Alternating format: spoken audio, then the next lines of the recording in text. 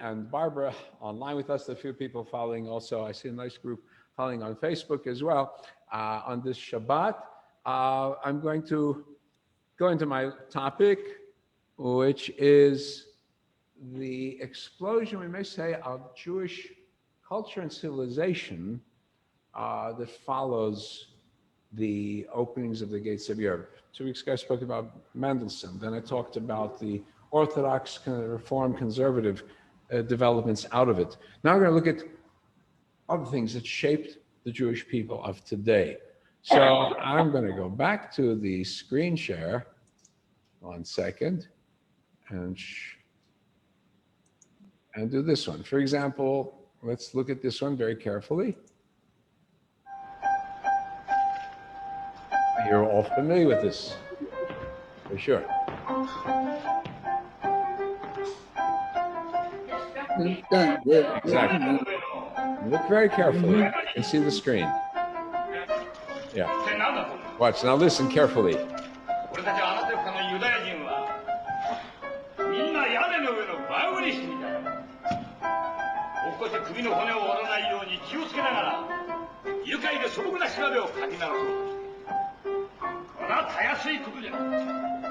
You know something different?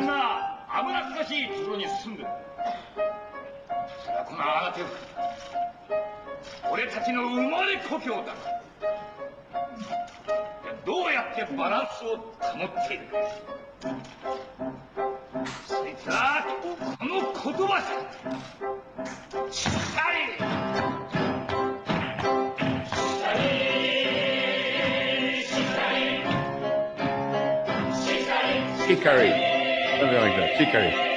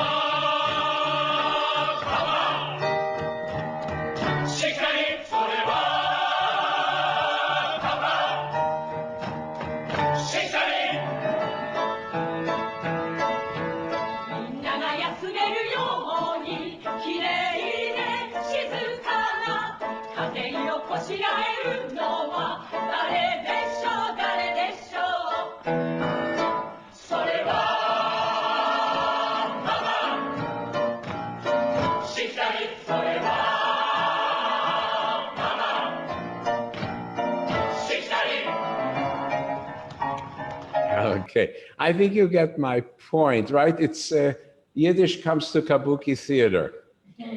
And it sounds good, it looks good, right? And so how did we get to Fiddler on the Roof in Japanese, right? So my theme is from Bova Meises to Broadway and the Startup Nation. That's we'll probably have to wrap up next week also in the same theme, but we're talking about other approaches to modernity. Obviously, we know about the religious approaches to modernity, our formal religious movements, but there's something else. When we come into the beginnings of modernity, the world is being opened to the Jews. End of the 1700s, beginning of the 1800s, the doors are thrown wide open. Certainly that's how we feel. And so we were being absorbed into the major world culture. Or it was European culture, but that was the world that we knew. A Jew is a German of Mosaic persuasion or a Russian of Mosaic persuasion. We bought into it. And it's really great in a world when everybody's singing along with the French, right? You sing Enfant de la Patrie, right? All the children of the country, we fight against tyranny, raise the banner, right? We're all into this. And Beethoven, alle Menschen werden Brüder, da, da, da, da, da, right? All men are brethren. Beautiful. And we continue with the Internationale, right? You want to sing that for me? So, comrades, come rally. Do you remember it? How to sing it? The Soviet International. Barbara, you grew up with it as a little kid. Dun, dun, dun. No, it's the Soviet. It's not just Soviet. It's actually a French anthem from the Paris Commune, 1870 something, right? Let us, the International unites the human race. That's wonderful. The Jew blends in, he's absorbed. We're all part of this great human, universal, United Nations kumbaya, right? Even the greatest Yiddish newspaper of all times, the Vorwärts. That was the greatest Yiddish newspaper. Its job was not to preach to, its job was to make us Americans. And not only that, if you ever look at the original copies, it's not there anymore. Arbeiter von allen Ländern vereinigten sich, which is the Yiddish version of Karl Marx, workers of the world unite. Yeah. All will blend in this ideal world. And Jews are making it. Jews are filling in. Yeah, right. Well, Jews were taking positions. They were closed to us till then. The universities were opening up. So Jews were becoming scientists and philosophers and financiers, and we were taking over to the extent what happens when you see Jews taking over? What happens? Right? You begin to worry. If you are a French or Russian nationalist, you begin to worry. And what happens when all this international, this camaraderie fails and is replaced by a romantic reaction? This romantic reaction brought us beautiful poetry, right? Samuel Taylor Coleridge, for example, in the English, and the Rhyme of the Ancient Mariner, and Xanadu, right? It's exploration of the mind, exploration of feelings, exploration of emotions, as opposed to the cold rationalism. It also meant an exploration of one's background and heritage, returning to what does it mean to be an Englishman? What does it mean to be a German, which did not exist, but they were disparate German states that now are beginning to coalesce. What does it mean to be an Italian, which were disparate states now beginning to coalesce? Well, we have also this sense that the cold reason is not taking us in the right direction. So it's an important development. And we also have a fear of science. We talk about follow the science today. Mary Shelley, the story of Frankenstein. What was that? The realization we are opening up, we don't know what. The atom bomb, the equivalent, right? It's 200 years before we are worrying about what's happening with science today. So suddenly there is, instead of the brotherhood of humanity, also the ideal of shrinking down to the ideal of Europe. There's another exploration, folk, the people, or narodny, right, in Russian, or plain old folk, as we say in English, or American English. Now, there's a beautiful side to it. Peasant songs become the source of great music. You've got all the great Russian musicians. They're exploring the folk songs of the people. Same thing in Germany, everywhere. But now what happens for us as Jews when Germans think of Germans, Russians think of Russians, French think of French? All of a sudden, wait a minute, are Jews in that picture or not? Using the Middle East, we're not having a similar type of reaction. People Jews from Iraq, Jews from Iran. At the same time, not at the same time. Within a few generations, the ideas of Europe are taking a hold in the Ottoman Empire and in Egypt, right? And you have now the idea of the creation of a nation state. Nation state is relatively new. It's certainly in the Europeans. It's very rare to find around the world what you would call a coherent nation state. There were empires, there were little kingdoms.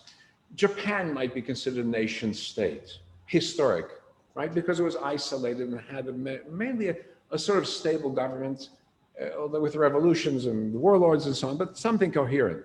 You can say the same thing of the Han Chinese, also pretty much coherent entity, identity.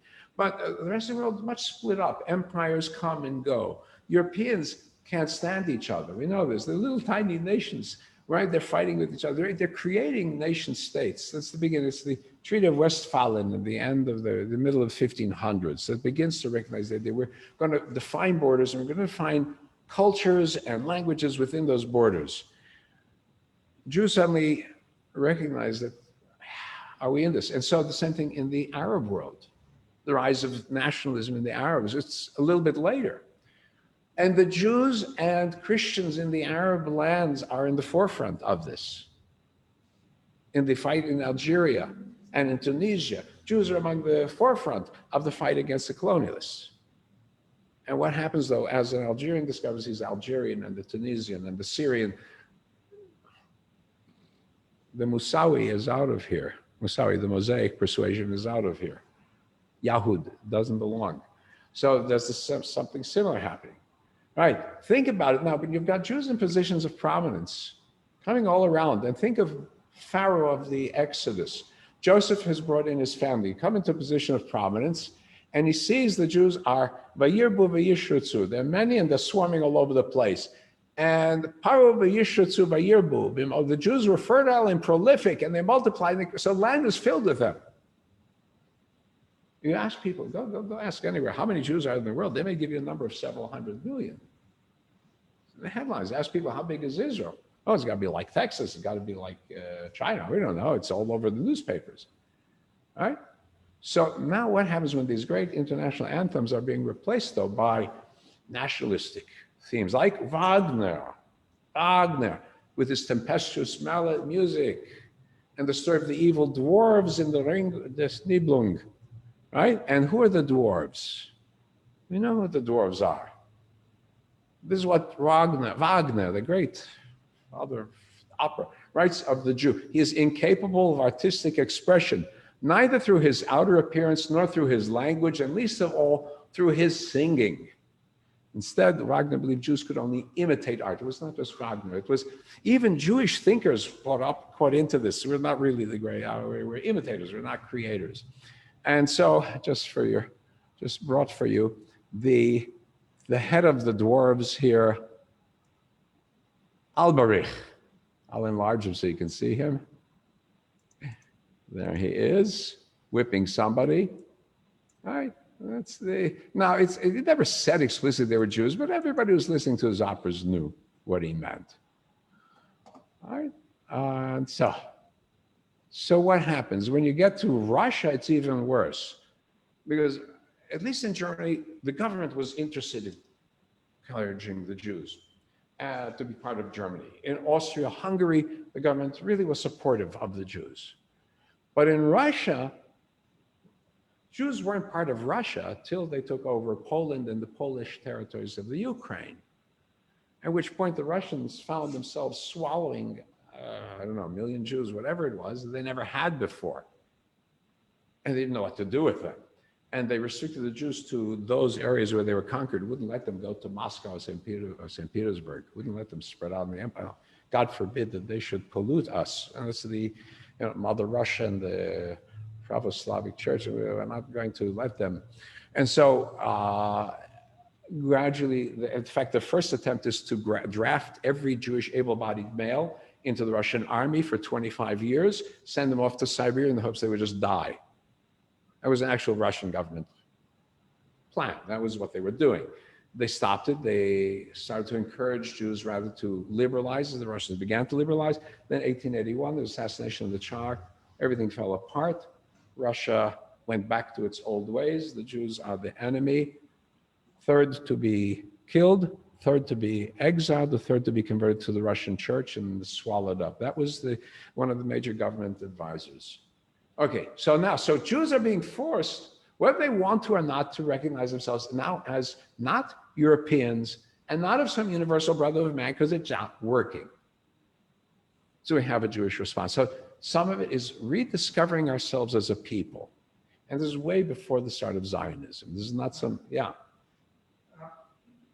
The notion of citizenship is also kind of modern. People could be living in a country and it was not born, or the family was not born, were not necessarily citizens these are national states. The Romans had citizenship. And the Romans had citizenship, had a very universal concept of citizenship, which was during the empire, which was, for all their faults, was a unifying force. They held the Pax Romana, they held up the European and Mediterranean world very well.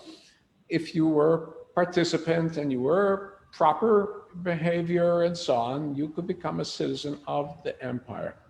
Yeah.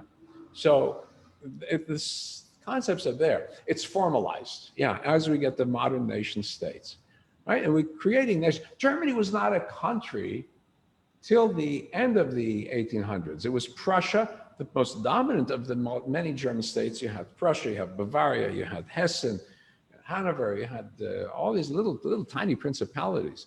Right? And it was the Prussians finally just conquered and beat everybody else in Germany and chopped up a piece of Poland in the process. That's what created Germany. And one of the problems for us is that they needed an identity to unify, and they did it with force. And to some extent positive, but by the time you get to Hitler, you can see the venom built in. Austria-Hungary had a different concept, which was they were forced to recognize we're sitting over different nationalities, but we are going to be a United Nations of Austria. And that was their format. You had Austrian Empire, Austrian monarchy, and the Hungarian monarchy, same king, two separate countries. Then you had Galicia, and you had the Balkans and so on, and Northern Italy. You also had Northern Italy, you forget that. Northern Italy had to fight against the Austrians to start the process of creating an Italy. And so Italian nationalism also became very, very powerful because it was late. It was late. So what else do we have? So Jews need now to create a new identity. So we recognize that we're not just a religion, but a civilization or culture. In German, you say Kultus for the religion, Kultur for the culture, or from the English word cult, which means religion. We give it a negative connotation. Cult and culture, right? Both things. So what do you need for a nation? You need a language. Well, in Europe, what language did we have? Barbara, tell me, what language did we have? Mamalushan. Yiddish. But who spoke, but who wrote anything important in Yiddish? Nobody wrote things important in Yiddish. Or that's modern, but in antiquity, nothing serious was, it was spoken, was used for some common business affairs. The serious stuff was written in Hebrew. Who wrote for the Yiddish? Who read Yiddish? The women, the Weiber. So one of the earliest books in Yiddish was Tzena Rena. So I had a copy written by Rabbi Jacob. Shalom Aleichem. That's late. It's later, right? I'm talking about early Yiddish. Tzena Rena. So here's a copy of it, Tzena Rena. You can see it's the story about, he's translating how Sarah gets her name from Sarai to Sartik, Lotika Shma Sarai, and he says, Namen werden Sarai werden Sora, ein anderer Namen, right? A different name, right? That's just translated. Then he adds Verteidigt, it's translated into Yiddish, and verbessert, right? Or vergrößert, it's expanded. This is a copy that I had in my library. It was a 16 or 1700 printing, something like that. So, right, Verteidigt translated into Deutsch, the German language. And they say verbessert and vergrößert, made bigger and better. So it's a lot of embellishments. Then it turns out there was actually an earlier work in Yiddish. A century before that, Bova Meises, Bova Meises. So when we say Bova Meises is grandma's tales, it's a Bova Meises because really Bova Meises, what is a Meis is a tale. Masiot in Hebrew. Bova is an English knight, Bevis of Hampton. Right? So this is not a Yiddish-speaking knight. He is a proper English knight of the Round Table, later. And there's an Elia Levita who creates a Bova Meise, the book of Bova Buch, Baba Buch, and he takes that style and he gives it a Jewish twist because in the Christian version, right, the English, obviously he is beating, in the name of Jesus and the saints and so on. So he's going to do it in the name of God and Moses, right? He's going to change it. So here's the cover page, Bova d'Antona. It's one of the versions. There's an Italian version, Antona. Heißt das Buch ein Chumash Trach, something like that. It's hard to make out the Yiddish, but there we go. Middle of 1500s.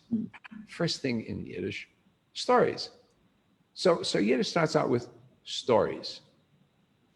And then we get to Hasidism as another creator of now a literary Yiddish. Hasidism, we give that to because they wanted to reach the Amcha, the simple people. So you have, for example, Rabbi Nachman of Bratslav, who wrote his stories both in Yiddish and in Hebrew. So he's the father of Yiddish literature in some sense and of Hebrew literature because he does both languages. And he creates these fantastic stories. And not just him, the Baal Shem Tov, all the others. So beautiful literature coming out of Yiddish from Hasidism. But it's all religious.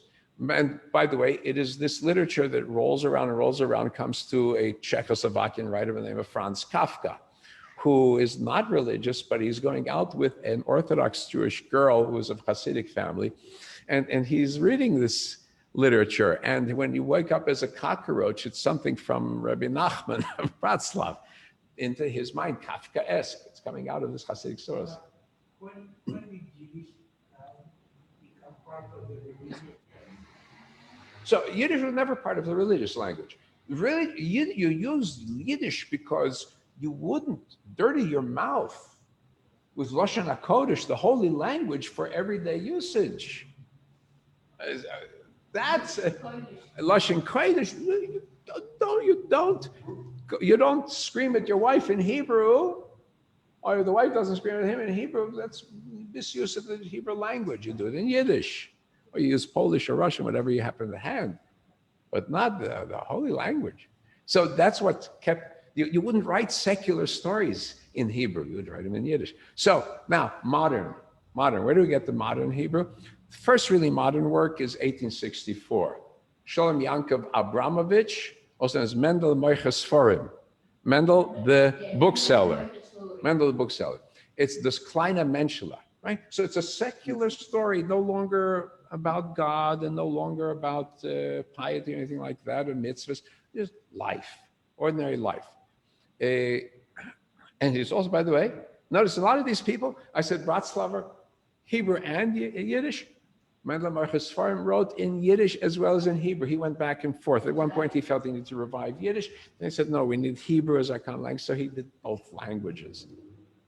I remember Jews spoke simultaneously many languages. They would speak Hebrew for religious work and the Mamelushan, the mother's tongue for every day next door. And you spoke the language of the neighbor next door. I asked my father, what did you speak first when you grew up as a kid?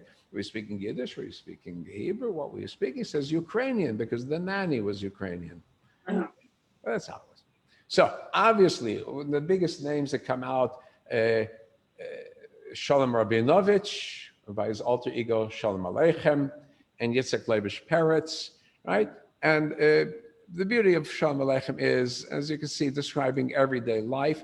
So here is an edition of Tevye der Milchiger. And there's a picture of Shalom Aleichem. So the great story is that when he came to visit the United States, he met Mark Twain, and he says, I presume you're the Jewish, you're the American Shalom Aleichem, and says, yeah, you must be the Jewish Mark Twain, something like that. Similar side, right? The everyday peccadillos of ordinary people, their problems and their successes and so on. Yitzhak Leif Parrish went more into the dark side of personality and the doubt and the anxiety and religious torment. And so, but two of the great. Exactly, that's it. He wasn't making fun of it, but he wanted us to be aware of it. Because we've been very rationalistic, and the Enlightenment. He wanted us to be aware that we needed to pay attention to this side of our personalities also. Now, obviously, these Yiddish speakers now have a culture, have a language, have a literature, come to America, Second Avenue Yiddish Theatre. Who went into theater? In East Europe, you didn't go to the theater. If you were a netta mensch, decent, you didn't go to the theater. You certainly didn't play in the theater. It was for the, the Yiddish theater was for the plain folks. For the plain folks. I mean, you were the establishment. Amcha. Okay, but it was popular. Romania and so on. You had traveling Yiddish theaters come to the United States. You get Second Avenue, right? And from Second Avenue, you get to Broadway. You get to Broadway, and you get to the film industry, the emerging film industry. Think of what is carrying on out of this. So think of it that after most Yiddish speakers have been murdered by Hitler, we get a Nobel Prize for Literature. Yitzhak Bashevis Singer, who was first made popular by Playboy magazine. All right? So I had the privilege of seeing him in a lecture. It's because his stories are very salacious. I had the privilege of seeing him in a lecture, and a man who worked with me in a Arbeitering Shul, he was the teacher, father of a classmate of mine, took me to the lecture. And I'm listening to Singer, and Singer's talking about the Shadim and Mazikim, the demons that are in his mind. They're real. He believed they were real. He was very westernized already, but he had this Hasidic background. His demons were real. So I asked him, what do you think of Singer? What is a Yiddish poet, a known Yiddish poet, think about this Nobel Prize winner? He says, his brother was greater. Typical of Yiddish writers. I can't give a compliment to them. His brother was greater. The stories of Yiddish writers, the two Yiddish writers meet, and one of them says to the other, congratulate me, I've doubled my readership overnight. And the first one says, Mazel Tov, you got married. Okay, that's how these writers relate to each other. So he said, his brother's greater. And it's true. His brother was considered the greater novelist. Actually, it's Yisrael Yeshua Singer, wrote The Brothers Ashkenazi, which is a really great novel. So that takes us to Fiddler on the Roof, right from Tevye the Milchiger, the story of Tevye, the milkman, to Fiddler on the Roof, and that's how it gets to Japan, right? So had there not been these tales in Yiddish in the 1500s, you wouldn't have had Fiddler in Japan. There, that's my connection. So here from my collection, I had one of the Alle Werken von Shulam Aleichem and the Peretz Hasidish book. Okay. So I'm going to focus today on language, and then we're going to talk about next week about peoplehood. But, if you have one Jew, you have two ideas. All right? One Jew is two ideas. So if you have one Jew, how many languages do you need? Two languages, right? Forget the surrounding language. You need Yiddish, certainly as much as it was loved, but it was limited to only part of Jewry, only the European part, right? What about, the other part of world Jewry? Ashkenazic Jewry had become dominant in terms of population only around the 18th century, where there was sudden growth of population. Before that, Sephardic Jewry actually was the larger population in world Jewry. Well, they've got Ladino, they've got Judeo-Arabic, they've got Ladino, they have Judeo-Persian, but mainly Ladino is most common. So at the same time of Bova Meises in Europe, there is Moses ben Baruch Almosnino's writings, the Crónica de los Reyes Otomanos, the stories of the Ottoman kings. It's around the 16th century. And he has letters also in that period. And he was known as the most famous Sephardic writer under the Ottoman Empire of that period, and had Jewish and Christian audiences. But as we go on, also the Sephardic world is trying to grapple, what would be the official language of the Jews? We have with it, but even like Sephardic. As I said, Ladino, there's Judeo-Arabic, there's the Judeo-Persian, right? What could unify us? So we need a universal language to encompass Jews of all languages and all ages, and that was only Hebrew. Only Hebrew. So I go back to Hebrew. I started to say, when I was a student at New York University, the Uptown campus, we wanted to get Hebrew as a language of an academic instruction. The downtown campus had a long-standing Hebrew department going back many, many decades, but the Uptown campus was their elite campus. And it was very snobbish. They didn't allow Jews for many years, to about 10 years before I came, before they actually admitted Jews, which was characteristic of all the elite schools. So we fought with the administration. This was the end of the 60s, when we're used to student takeovers and sit-ins and that sort of thing. So he fought with the administration to get the Hebrew language as a language of instruction. So the faculty senate debated it, and we had representatives there at the Senate in the discussion, and the two main objections. Number one is it was a dead language, and we only deal with living literature, languages of living literature. So Hebrew has nothing to offer us. Or the opposite, it's a modern language completely, 1948, has no history. So there's no literature, right? You're this way or this way. This is the great academic faculty of a great major university.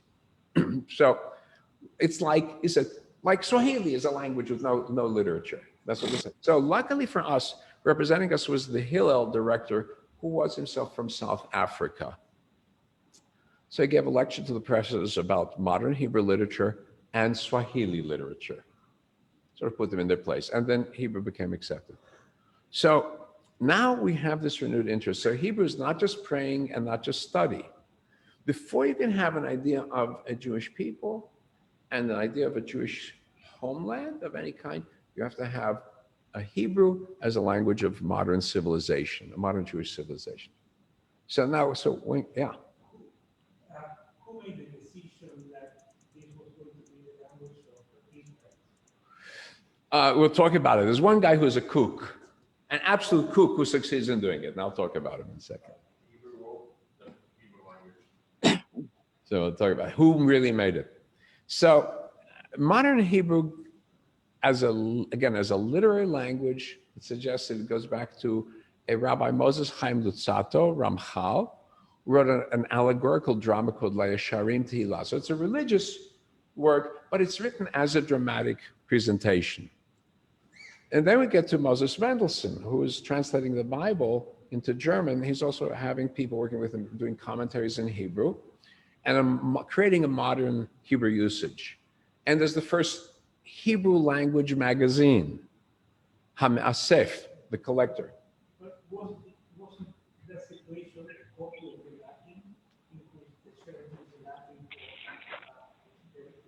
Right, but Latin died with the Latins. Just think of it. Latin died with the Latins. It evolved into French and Spanish and so on. And if you know French, you can understand a little Spanish. But it's not. It's different languages.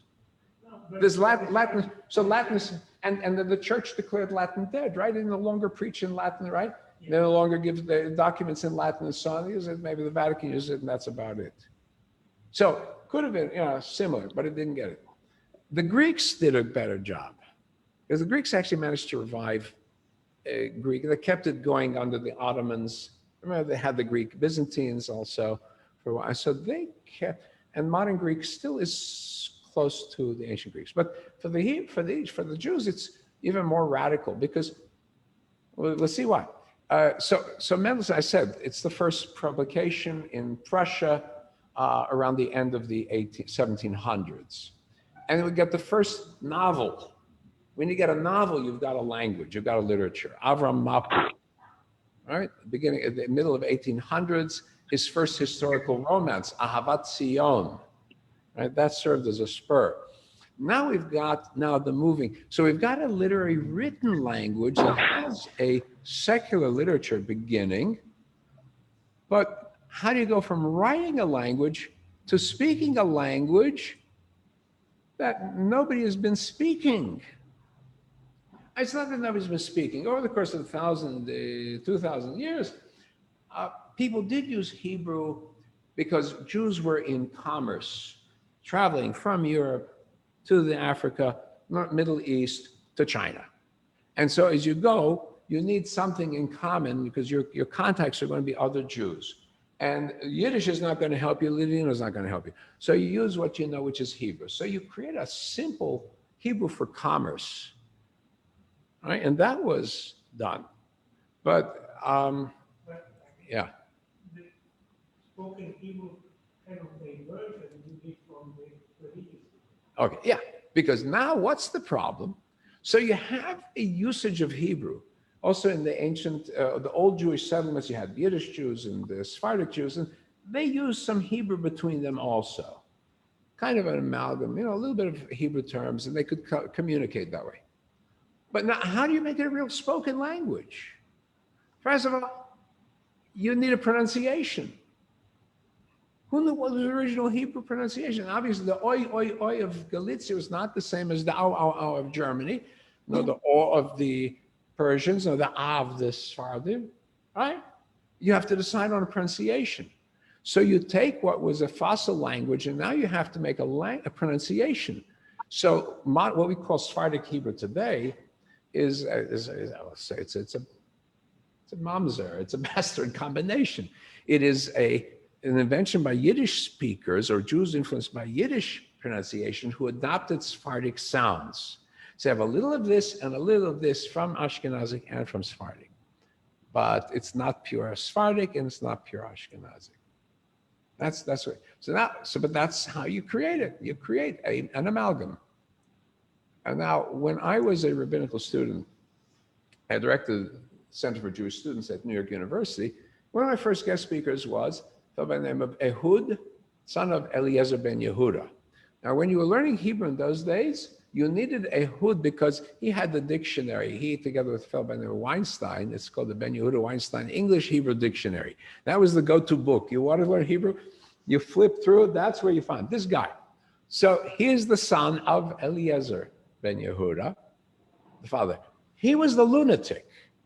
He had the crazy idea of not just writing in Hebrew, actually using on a daily basis. He came to Israel in 1881. Within 40 years, he had the entire Jewish community there speaking Hebrew.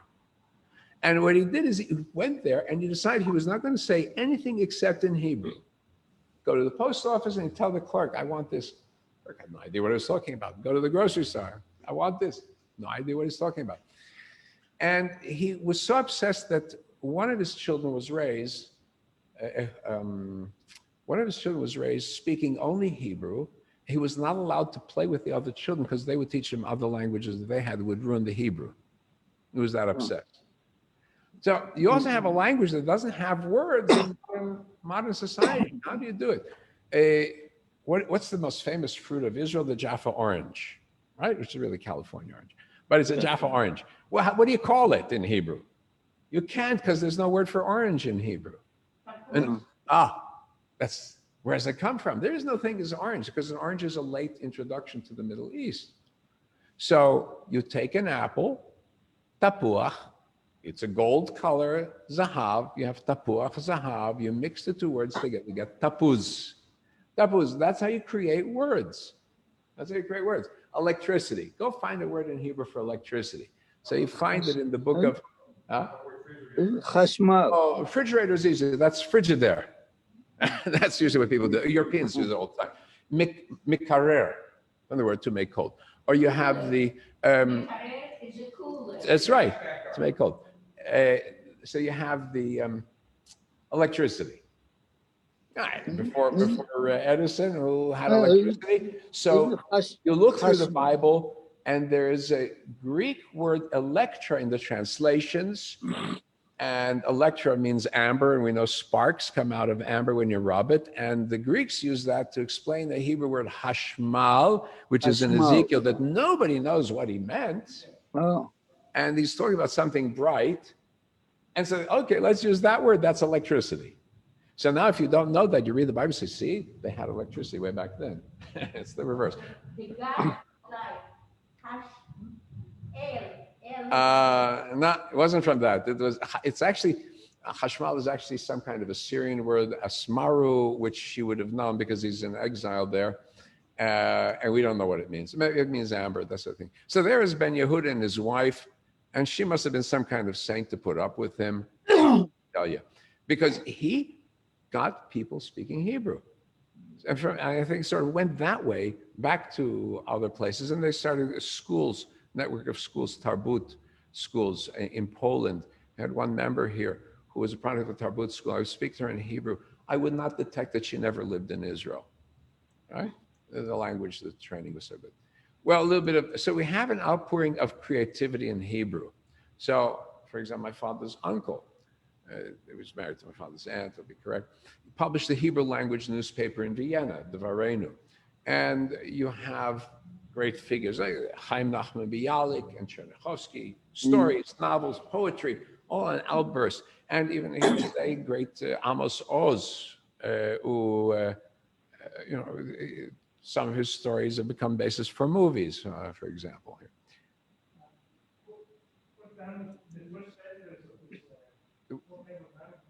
So the first languages, well, they thought they would speak German because German was the language of civilization. But it didn't work because you had Yiddish speakers, and you had Polish speakers, and you had Spanish speakers, and you had Arabic speakers. That's what put an end to that idea. And so that's it. We need one language. And so from an imaginary language in the minds of a few scholars sitting and studying and a few words here and there, you get a Nobel Prize for Literature, Shai Agnon. Right? Shai Agnon, I had the privilege also of hearing him speak to a convention of the rabbis. And it's amazing that he got the Nobel Prize because Israelis can't make out Agnon. They don't know what he's talking about. It's because Agnon insisted on writing, although he knew modern Hebrew very well, insisted in writing the language of Midrash. So even when he's creating a modern situation, he's using languages, all sorts of quotations from Midrashic Hebrew, a little bit of Aramaic thrown in. So you have to go back to the sources to know what he's really hinting at.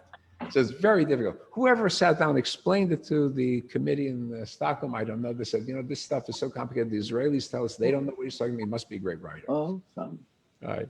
So just think about it. So to writers in Hebrew today, they're creating stories and films that are now being transposed to American TV, right? Netflix is buying Israeli shows. They're playing them in Hebrew. They are shtisel. My son's, the nanny for my grandkids, from, I think, Guatemala, native Spanish speaker. She watches shtisel. I said, how do you put up with that? Just read the subtitles. That's good enough for me. I figure out the characters. I can sympathize with the characters, right? Worlds apart, right? So this is something, this is that creativity, that outburst of creativity. So I'm going to stop at this point, you know, because language, the creation of a language, we have to say, is the first step. Creation of a unified language is the first step that we have in creating a people. Right? That's it. That's why in the United States, language, when Jews came here, they adopted English very quickly. The same thing in East Europe, where German was the language, you adopted the German very quickly. You need language as the tool. You need common language. You can't have, if the Americans are divided up into everybody in his corner with their native language, we don't have a country, right? So we have our Jewish language, we have our Americanized English. Oh, you know, that's a great story. Yeah. When they were breaking with the English, Hebrew had been used by the early settlers who saw we didn't need Jews. They said, because we're the Jews, we're the real Israelites. So, and they learned Hebrew, and they did a pretty good job of Hebrew. Give them credit. Some of the first Zionists actually among the Christians. I'll talk about that too. But so the commencement addresses at Yale and Harvard, the major schools, were always given in Hebrew, Latin, Greek, and Hebrew. It was the foundation language of civilization. And then, one of the things was when they broke with the English, let's break with English civilization altogether. We'll start speaking Hebrew. And it was proposed. I don't think it got very far, but it would have been intriguing, certainly. Okay, so I'm going to wrap it at this point. I want to do this.